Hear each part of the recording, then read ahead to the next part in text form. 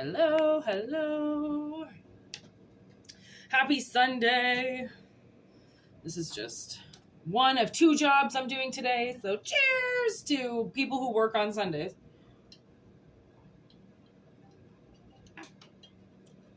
Because let me tell you, I work every day of the week, so I'm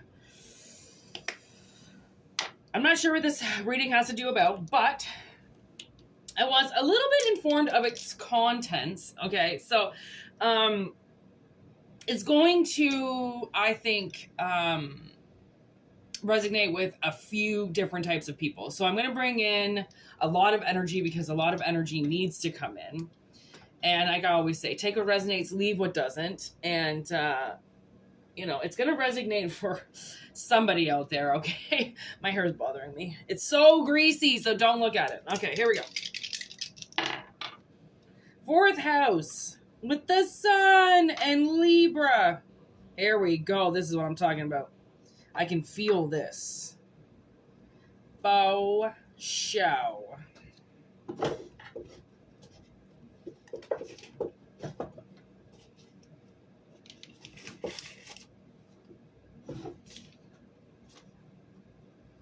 Cancer. Heritage, roots, home. With the sun. Tone of self. Core of oneself. With Libra. Justice. Justice coming in. And you know what? Actually, I'm trying to figure out the sun. Sun is a lot of Leo. And Leo, we just got into that. The sun just went into Leo. So I'm guessing this is happening right now. Which is why we're getting the right now aspect of it.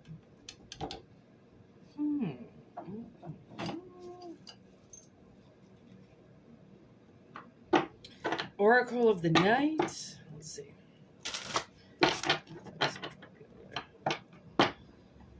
Justice. Justice is blind. And in the face of moving forward, maybe your confidence is moving forward or you're moving forward. Give me the sun, please. Whoa.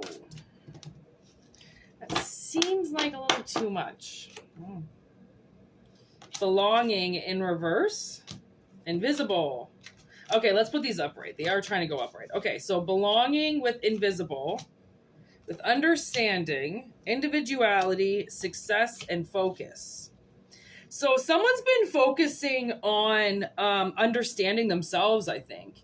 And that would be the Leo aspect of it. The sun aspect is the core of yourself. In order to understand your life and what is going on around you, you have to understand yourself like more than anything. Okay, once you understand that, then a lot of times you can put your ego down to even trying to understand somebody else. And then also opening up like your private investigator here with Libra of being like, okay, if I'm going to be a private investigator, if I'm going to investigate something, then I have to see all sides of it, which means I have to plausibly cause every theory possible.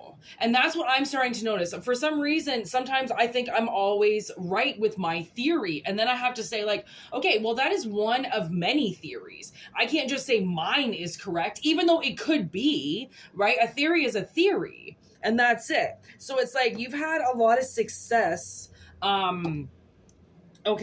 with understanding yourself. It's like almost like with this success certificate here, I almost feel like you like graduated yourself, because I think somebody really felt invisible, and they felt invisible because they didn't even see themselves. Right? So when you don't see yourself, then you often want others to see you. And then once you acknowledge yourself, okay, and once you, oh my God, there's this drug dealer in my building. He looks like Chris Webby. And he's in the backyard. He's always got this giant black dog. Yeah, He's got chaos with him right now. That's my favorite dog. He looks like Chris Webby, but he's got no tattoos. He can hear me talking right now, but he doesn't know where it's coming from. So he's like looking around. Yeah, there's drug dealers. I live with drug dealers. I live with so many different types of people that I don't judge anybody anymore. And that's just the way that I wasn't really a judgy person to begin with, but where I've lived this last few years, honestly, I've lived with the most wildest people in the world. Oh my God. Okay, so it's like, yeah, it's like you went to school. Okay, I just heard school of the hard knocks. Okay, literally as I'm gonna watch a drug deal go down in my backyard because that's what happens here. Which it's really weird because usually he would go to the 7-Eleven across the street, but apparently he's just gonna do it right here. It's like you went to the school of hard knocks. Like you learn about yourself, and that was the core of yourself. That's all you had to do was like address you. And when you address yourself, there are so many things that come up, and that's when you start to put yourself through educational school of yourself, and you go through your first grade and your second grade and your third grade, but really it could be your first year, your second year, your third year of life, right? You start going through all of these phases and stages in your life, and then you figure out what's going on. You figure out what the fuck your problem is, you know, like, because a lot of it's like systematic, like a lot of it is just where you grew up and what you were brainstormed and believing, and like you couldn't find yourself because you put your whole family in front of you. So how, you know, when you're looking at a mirror, how can you see you when all these people are standing in front of you? Okay. And unfortunately, we got loyalty on the bottom. It's kind of like looking at me right now because I'm kind of feeling like a sense of loyalty towards your family to then make yourself invisible. That's not loyalty to yourself then, right? And if you're only being loyal to your family, if you're only being loyal to the ones around you, then no, you're not going to know who you individually are as a person because you're giving everything to everybody else, right? So it's like, you've got to step out of the equation. You've got to put everybody else, you know, aside and in their own fields and their own property, and then go, okay, like who am I, right? What are my properties? What makes me mad? Why do I get like this at a certain time? Why am I like this? You know, because once you figure out your trigger, right? Once you figure out, like, and I was actually like really trying to like teach my sister that, because I've started to learn that, where I'm like, okay, if I freak out, what was my trigger? Why did I just get triggered into an anxiety attack when I'm like having a perfectly good day, right? Because there's that PTSD. There are things that have happened to me, okay, that I have to identify. And then once I identify the trigger, I identify what's controlling me. And then I realize that there are areas in my life where I don't have the door locked and people are coming in and fucking with me, and I need to take more control. And that's setting more boundaries. People don't know how to set healthy boundaries, and they end up pushing everybody away. And sometimes you do. Sometimes the only way to set healthy boundaries is to tell everybody, leave you the fuck alone. And then they realize that they could be fucking with you, that they're getting into you, they're getting into your head, they're getting into your psyche, they're fucking with you. And one thing I realized I've been starting to do is put up this barrier around myself. So I see this like kind of like, I don't know, it's just like this like sphere kind of thing that goes around me, okay? And I ignite it with white light. And I only do it with white light. You can do it with any color light, to be honest. And it's just to identify your space. It's like fills up like a, you know, like if air had molecules and you could see it, right? And I fill it up and I make sure there are no puncture wounds. I make sure that nobody is in my aura, because that's your aura. And maybe that's why I see it like that. So you activate your aura to do a healthy boundary, right? And actually I used to do this thing where I would sit and in a very quiet space, and I would start to project my energy and I would push it out, okay, very, very slowly, to build my aura up. And you can actually physically feel the air change around you when you start to push your energy out. right? To protect yourself. That air around you will physically feel denser. And I know it's like, I know people might not understand that, but it's like, it's just something that I've acquired along the way with like shamans that I've met and different breathing techniques and technicians that I've met along the way of how to use your energy properly and how to make sure nobody is getting in to that aura. Okay, so then when they do get into your aura, it fluctuates you. So learning how to push that out to protect yourself and have a healthy barrier, right? That separates you from the rest, because most people, they're in that soup container and in that stew. They want to be jammed up with everybody else, right? They want to know all the gossip. They want to know everything that's going on. They want to be on top of you. Whereas you have to learn how to set those healthy boundaries and push those people away to say like, listen, if I don't call you back right away, I'm busy. You know, like I will call you on Tuesdays. Like you can't just come into my life all the time. Or if you have a very abrasive parent who just comes over all the time, it's like, you cannot just show up whenever you want. My own stepmother, when I was like 26 years old, told me I was not to come over to her house where her and my father live anymore. And she physically took my keys away from me. And I was like, this is my dad's home. Like, you just took my key away from me. And then she ended up moving my father like an hour away from everybody. She got into a place where she set boundaries for my father that my father didn't even know she was setting. Okay, just to keep my sister and me away from him, because she believes that my father has a sexual attraction towards my sister and I, and the thing is that he does, and it's really disgusting. But that happens in the world where, because they produced you and you look like them, they'll find you attractive. I mean, there was this SVU episode that I watched a really long time ago. No, it was a missing persons without a trace. Remember that show? I don't know how many episodes or seasons there were, but there was this girl who fucking ran away from her father. And then when her father came clean about everything, and the real reason why the daughter left was because the mother died when the daughter was really little. And then as the daughter grew, she grew to begin to look like the mother. And he began to rape her because his wife was dead and his child looked like his fucking wife. Like, how sadistic and twisted and fucked up people are, it's nature and it's disgusting. But I physically know that my stepmother pushed my sister and I away because my father found us attractive. And when you're dealing with an energy like that, when you're dealing with a parent, and I also found this about my ex-boyfriend, I always really thought that my ex-boyfriend's mother was attracted to him. And she would do these things and she would pull these selfish, manipulative moves. And I'd be like, do you not see? Like that's your mother, not your girlfriend. She's supposed to be acting like your mother. You're a 30-year-old dude. What is she doing coming around here all the time like this? Why is she pushing her way into your house? She doesn't live here. Like, what the fuck, this bitch? And then, you know what I realized recently? His girlfriend is a blonde, okay, where he's always dated brunettes. Okay, which his mom is a brunette. He's a brunette. He started dating blondes, and suddenly her hair turned blonde. And that's where I identified it. I was like, you disgusting fucking bitch. You actually do find your son attractive. And now that he's not dating brown-haired women, he's dating a blonde. You go blonde?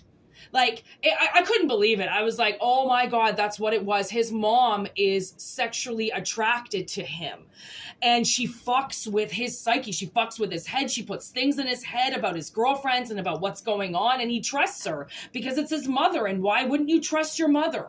You know, and like, that's what I'm getting is like maybe you had to break free from something because these people are believing that you're a certain way. This is your home. This is your roots. This is why Cancer came out in the 4th house. Like, there is something about you that is not you. And it's coming out in your family. And I'm really sorry that I have to say this. I am the bearer of bad news. Okay. I am the person that says the most fucked up messages because we are living in a world with very fucked up people. Do you think I judge you? Absolutely not. I just told you, I watched a drug deal go on in my backyard. Okay, I am the least to judge. I was fucking molested. My mother calls me incestuous because I live with my sister as an adult because it's cheaper on rent. I mean, my father rapes me in my dreams. I mean, trust me, I am the kind of person, I am never one to judge because my life is so fucked up that I'm like, when I watch people judge me, I cry because I go, you have no idea what you're judging. You have no idea how hard I've worked to keep myself here and what I've done to change my life and to change me and to put me back into my own place. And you're going to sit there and you're going to judge me on something when you don't even know me. And like people from my past, they think they know me. They have no idea who they're dealing with. And then they see me and the shock on their face to know that I'm not that same person anymore and that they can't manipulate me and get into my head and fuck with me because I have boundaries. I have an aura.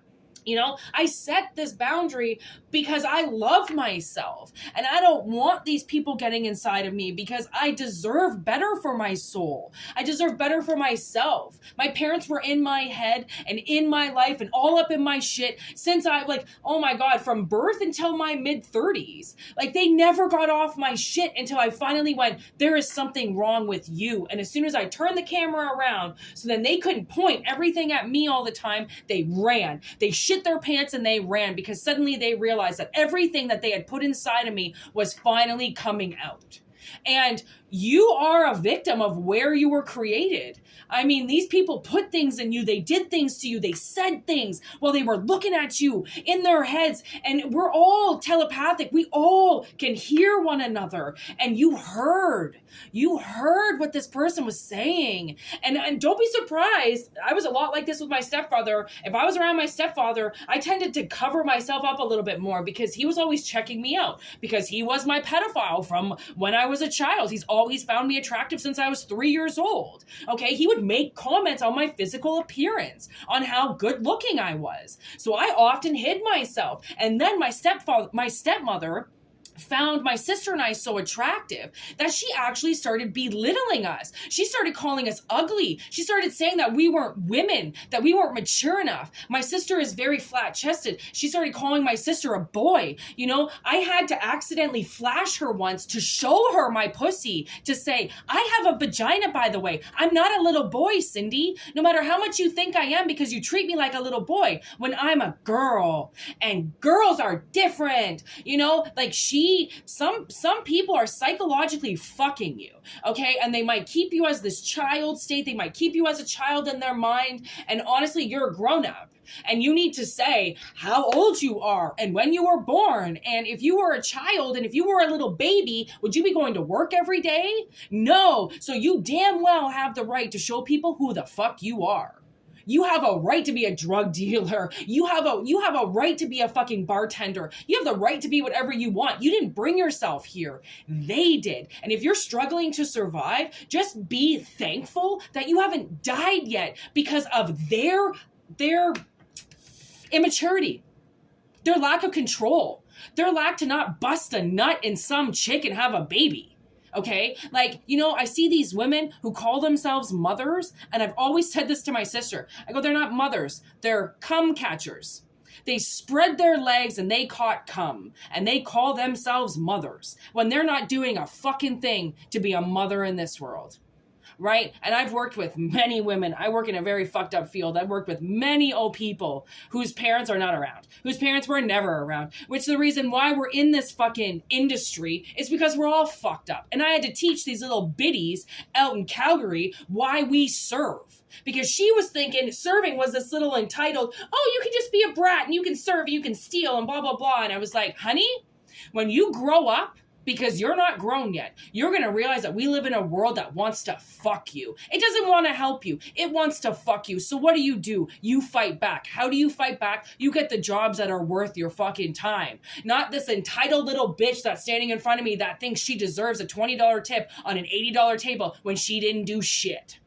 Okay? That when I serve, when I'm in my zone, that is me. I am in it to win it. I do it the best I fucking can because guess what? I didn't really get much to work with. So what did I get? I got my wits. I got my looks, and I've got a great personality. So I can kill those tables. I can get those tips. I can make that rent. I can hustle Plus, I've also dealt drugs. I know how to hustle money. I know how to make what I need. I don't need the 9 to 5 and the pension to tell me that I'm doing a good job in this world. I didn't put myself here. And then I also didn't abandon me. I stuck by me.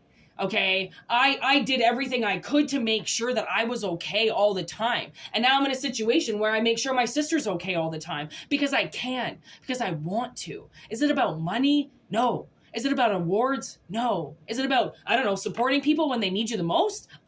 Ding, ding, ding, ding, ding. Okay, so you went through the school of hard knocks. You went through the school where, you came out of school and you actually knew yourself. You were smarter and not dumber, which we all realize school makes us nuller and dumber than ever. Okay, there was this study done on children that before they went to school and 2 years into school, and they were classified as geniuses at 3 years old. And then 2 years later, after being in school for 2 years, they were dumb as doorknobs. Their IQs went down over 50%. There's a reason why a lot of these studies are not released. Because if you saw the results, you probably wouldn't want to be here, or you probably change a lot of your life. But when you stay the same and you don't acquire the knowledge that you need, then you can just stay oblivion and ignorant to the world and just think that living in the 70s is still 2024, when it fucking clearly isn't. Okay, give us the House of 4. Oath in reverse. Woo-wee! Differences. Yep, see? This is what I'm talking about right here. Okay. There are differences between you and them. Yeah, sure, you're in the same category, but guess what? You're different, okay? This person took an oath, and they took a bad one. Because they didn't take an oath for you. They took an oath for them. And then they didn't fulfill it, because they didn't recognize that you were different. They said, well, you're a child, you get to go with all the children. When you weren't really a child. You were like Benjamin Button. So no, you didn't have to go to school. No, you needed other things. But because everybody goes to school, well, so did you. Ridiculous. Absolutely ridiculous. Okay, but give me Libra. Justice. Woo, Grove. Self-worth. Here we go. This is what I'm talking about. This is why you did it. So you can chill in your grove for the rest of your life knowing how much you fucking care about yourself. And that's a lot to say for most people who don't give a fuck. They don't give a rat's ass. They could wake up with the biggest hangover, the biggest headache in the world, coughing up shit from their lungs, and they still gonna go to work because they feel like they have to do it. Like, honestly, the person who loves themselves knows when they have to sit on the couch and sweat it out. They know when they have to take this bench and not maybe go play, right? People who love themselves do things for themselves because they're in a place where they don't really give a fuck what anybody else thinks. I mean, to care about what somebody else thinks about your life that you're living when they don't have anything to do with it, it's like caring about a cow's opinion. Why would you care? You know, like, why do you care about what anybody thinks of you? I mean, quite frankly, the more people hate you, the more you know you're doing it right. Because it's not hatred that they're spewing to you. It's jealousy. It's envy. It's the 7 deadly sins. It's not anything you're doing. It's the fact that they can't fucking cross that line to get to a better life. So poof, they're just going to shit it all away. And you're not going to. So that's nice. Tell them, give them a quarter and tell them to call somebody who cares. Okay? I said that to somebody else. The other day. Oh my God. They laughed so hard. I think she almost peed because she wasn't expecting it. And then I had to give a nickel back to somebody who lent me a nickel before. And I was like, hey, here's your nickel back. And then I realized I said Nickelback and she loves Nickelback. And I was like, hey, freaking Nickelback. She started laughing so hard. Oh my God. Honestly, just be yourself. That's like the best thing you could possibly do. When you are trying to be somebody else because you think that they're going to like this other version of you, it's fake. It's false. It doesn't exist. Okay. It's not you. So therefore their feelings towards you are not going to be real either. Right. So High Priestess of Air, summon with fledging. Yeah. Okay. So you're being called, you're summoning a movement forward. Okay, you summoned this to happen. You wanted this to happen. And that's the thing, is because look at the moon on everybody's forehead. It's like your third eye went from just like you summoned something to open, and then it slowly did, right? And that's how good energy works, is it doesn't really work fast, it works slowly. If it's something that was meant for you that hasn't been able to get to you, then sometimes things act like they happen really fast, okay? But when you're trying to manifest something, you're trying to summon something, then that's something that happens over a progressed period of time, okay? So something you're summoning, it's like clarity, right? It's clarity from your past, that, you know, you're not, yeah, just because, oh, look at that on the bottom of the deck. You know, just because you everybody has to come from somewhere, okay? Just because you come from somewhere, oh, look at that chaos. Oh, remember I said the dog, friggin' Chris Webby's dog, okay?